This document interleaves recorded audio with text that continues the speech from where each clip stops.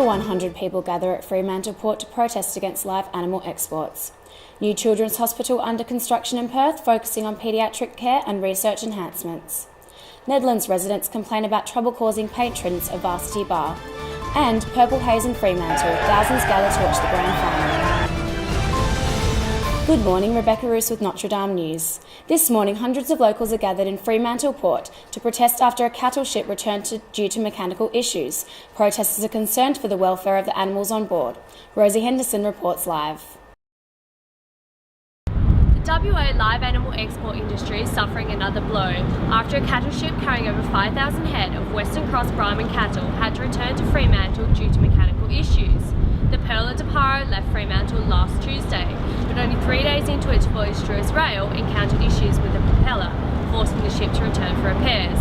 This has sparked concerns and controversy over the safety of the ship and the welfare of the animals on board, with over 100 people gathering at the Fremantle ports this morning to protest against live animal exports. These animals have no voice. We are their voice.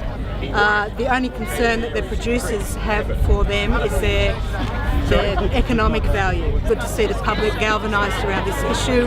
I think it was particularly galvanising because the Pearl of Para is moored down in Coburn Sound with 5,240 cattle on it, whose journey will be extended from 3 weeks to 5 weeks probably. While livestock producers and exporters have been hoping for a strong revival in this trade, the latest incident is renewing calls for the industry to be phased out. So it's important that we maintain the scrutiny on the trade as it is to make sure that they follow all the procedures that are put in place to ensure the welfare of the animals.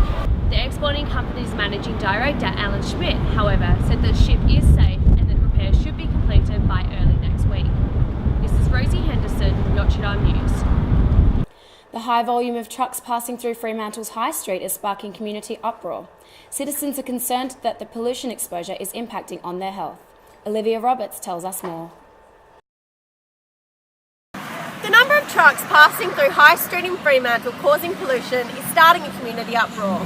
Due to the complications between resident and container truck companies, the City of Fremantle has pledged to spend over $400,000 per year from 2013 to 2017 for the new bicycle plan.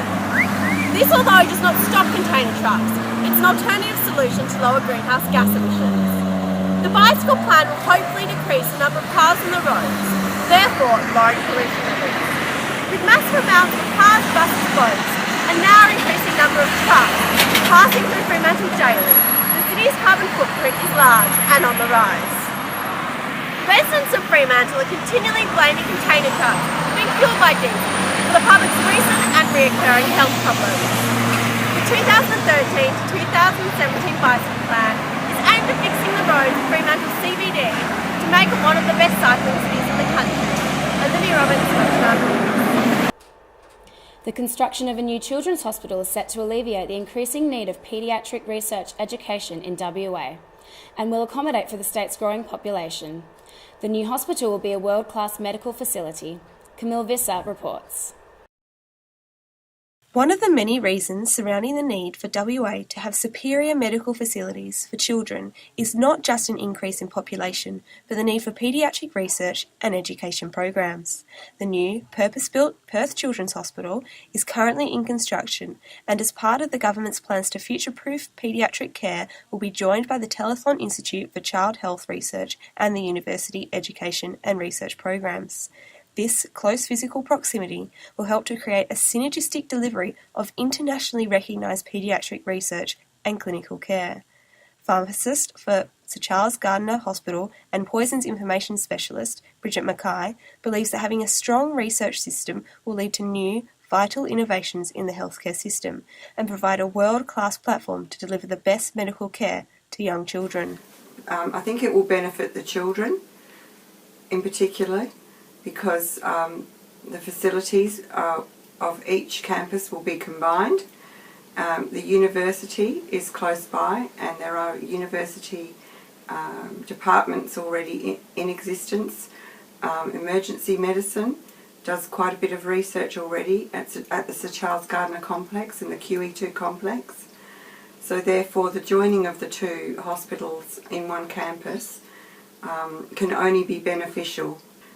Research is something that the pharmacy department is not anxious but enthusiastic about, and I feel that there'll be more ability to set up and conduct useful research that will benefit all, and particularly children. Over the years, PMH has undergone many renovations, but Perth's growing population and need for advanced research facilities has led to replacing PMH with the new Perth Children's Hospital. The purpose-built hospital will be located alongside the QE2 Medical Centre at Sir Charles Gardner Hospital, allowing for these research programs to relocate there too. This move has families feeling positive that they can now have access to receiving the best possible care available for their children. It's really not easy for the families and parents who have to come to PMH, and especially for those extended visits. So a new hospital that offers more facilities, more room, I think is obviously going to be a huge benefit. The Perth Children's Hospital is set for completion in June 2015. This is Camille Visser for Notre Dame News. Residents of Nedlands are concerned about the drunk and unruly behaviour of Varsity Bar patrons. Young partygoers are reportedly causing trouble on the streets after leaving the premises. Jampal Williamson investigates. Varsity Bar on Broadway in Nedlands has continued to draw complaints from local residents, with patrons still causing problems once leaving the premises. A partner and manager of the bar, Matt Pound, believes that it's the university area and the Australian drinking culture that need to be considered as a primary problem, not Varsity the bar itself. I think one of the main things is that we like to have an attitude of we don't promote binge drinking, we don't promote being stupid. We like people to look after each other. We regularly have the Red Frogs down here, which is part of a university group that come down and make sure that the students or the people that are down here are looking after themselves and looking after each other as well. Despite bar owners implementing measures to stop the booze bogans, residents still complain of drunk and unruly behaviour late into the night.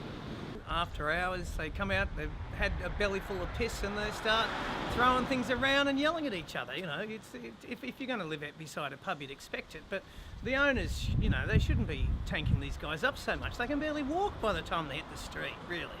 We don't endorse a binge drinking culture. We endorse having fun. Just alcohol is involved, and we like to support people having fun. That's all. As the Subiaco Council deliberates on the complaints and petitions from local residents, only time will tell the fate of this controversial bar. For Notre Dame News, Jampal Williamson. An extension of Roe Highway is set to go ahead to alleviate traffic congestion in Perth's southern suburbs. While the project has its supporters, others are concerned about the resulting impact on the surrounding Belia wetlands. Rosie Henderson tells us more. WA's Environmental Protection Authority has reignited a decade-long debate after giving approval to an extension of Roe Highway. Environmentalists and the local community are concerned about the devastating impacts the extension will have on the culture and environment of the area. Others say that the extension is urgently needed to reduce traffic congestion in Perth's southern suburbs. Melville Mayor Russell Aubrey is one of the strongest supporters of the extension, saying that it's about pollution, congestion and safety. I can support an extension of Roe Highway through to Stock Road because that then will provide a bypass for the city of Melville. It'll take traffic away from residential areas in Melville, and it'll also provide a southern access point for the new Fiona Stanley Hospital and the new Murdoch Activity Centre. Mayor Aubrey also emphasised the economic benefits an extension of Roe Highway would have on access to trading areas and the Fremantle port. Others are concerned about the impacts an extension would have on the Belia wetlands, with WA's Conservation Council Executive Piers Vestigen saying that there are no logical reasons for the extension. There's no reason why the taxpayer should be asked to spend $700 million or more to build a multi-lane highway through one of the most valuable environmental assets that we have, when that's not going to solve traffic congestion problems. It's not going to fix anything to do with getting freight into the port, which is what they're proposing the road for, because it's just going to shift trucks out of one area and into another area. It's just going to shift the problem in terms of traffic congestion. It's not going to solve it. The local community in that Belay area are just not going to accept a road going through their local wetlands. But I think that really, when the Treasurer looks at this issue at a state level, and when the federal government look at this issue, they will see that that level of expenditure is simply not justified. Pearce is concerned that the extension would create problems rather than solve them, suggesting that the best option is to invest in railway to get traffic off the roads. Mayor Aubrey disagrees, saying that the extension will work and it's unfortunate that people think otherwise. I think it's unfortunate those people have an interest in that area of land, whether it's because of the proximity of their properties or that they think that the grass trees, etc., are worth more than lives. That is very unfortunate. With the EPA's approval, the decision now rests with WA's Environmental Minister and his federal counterparts. This is Rosie Henderson, Notre Dame News. Stirling is being affected by the local government's reform, impacting on residents and land heritage projects. Olivia Roberts reports. The local government reform's main purpose is to better off the local cities of Perth. However, the City of Stirling seems to be losing not only residents, but land, heritage, projects and services. Mayor of Stirling, Councillor David Boothman, is worried that the city may not be sustainable if the current reform plan gets put into action. He says that the city is not opposed to a reform, but it needs to benefit the cities equally, not help some and hinder others. The sad part about it is they've come up with this model which would involve Stirling potentially actually going backwards instead of gaining any greater efficiencies, that would actually lose a lot of efficiencies. Residents of the City of Stirling have been speaking out and spreading the word about how they can stop this reform version. As a resident of the City of Stirling, I love my community and I love where I live. Proposed changes to boundaries will seriously affect the people and the residents. Mayor Boothman wants residents to know that they can make a difference. Please get concerned, please get interested, sign our petition and lobby your local members that you're happy with the services that Stirling delivers. The city will submit their proposal to the changes to the advisory board on October 4th. Olivia Roberts, Notre Dame News. In sport, we've seen a week of grand final fever with thousands of Dockers supporters flocking to the streets of Fremantle yesterday to watch the clash against Hawthorn. Camille Visser has the details. The past couple of weeks have seen Fremantle abuzz with grand final fever, and yesterday the die-hard Dockers fans flocked to Fremantle in the tens of thousands to cheer on the Purple against Hawthorn in the grand final at the MCG. 5 big screens were put up by the City of Fremantle in and around the Cappuccino Strip. Bars and pubs were open from 7 a.m, with some even serving purple beer. But unfortunately for Fremantle and their fans, yesterday saw the Dockers go down to the Hawks 62-77, with Fremantle kicking 14 behinds. Lack of accuracy in kicking saw Fremantle favourites like Hayden Ballantyne and Nat Fyfe make some crucial goal-scoring errors. Though the heartbreak is still fresh, the Fremantle Dockers and their fans are confident that they will bring home the cup next year. This is Camille Visser for Notre Dame News.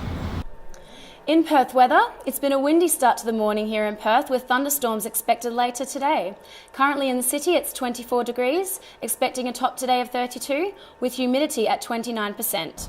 Winds are easterly 30 to 45 kilometres per hour, tending east to northeasterly 20 to 30 kilometres per hour in the middle of the day, then becoming light this evening.